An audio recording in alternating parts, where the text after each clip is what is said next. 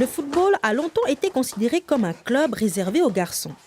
Mais ce sport a une nouvelle première dame, Fatma Samoura.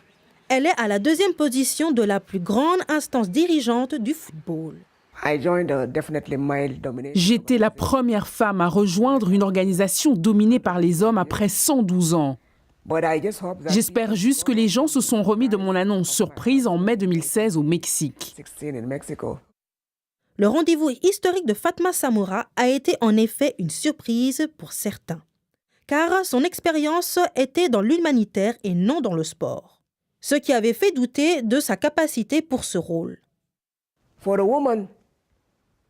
Pour qu'une femme puisse atteindre ce sommet, elle doit prouver chaque jour qu'elle est la meilleure. Elle doit travailler 2 fois plus que les hommes et surtout ne pas faire d'erreurs. Introduite pendant la crise de la FIFA, la première priorité de Fatma Samoura était de s'assurer que les enquêtes de la corruption n'aient pas d'impact sur le moral du personnel.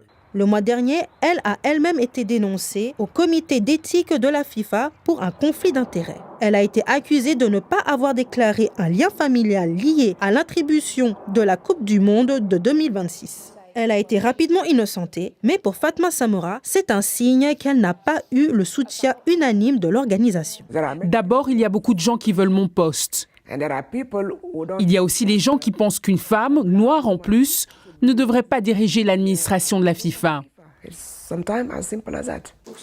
Fatma Samoura a fait la diversité de son principal objectif. Les femmes représentent désormais près de la moitié du personnel de la FIFA, comparé à 32% avant son arrivée.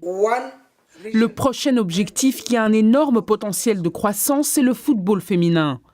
Pour les hommes, nous avons déjà tout vu. Ce sont des grandes stars, ils ont beaucoup d'argent. Nous devons continuer à vendre le football féminin comme un produit unique sans faire d'erreur.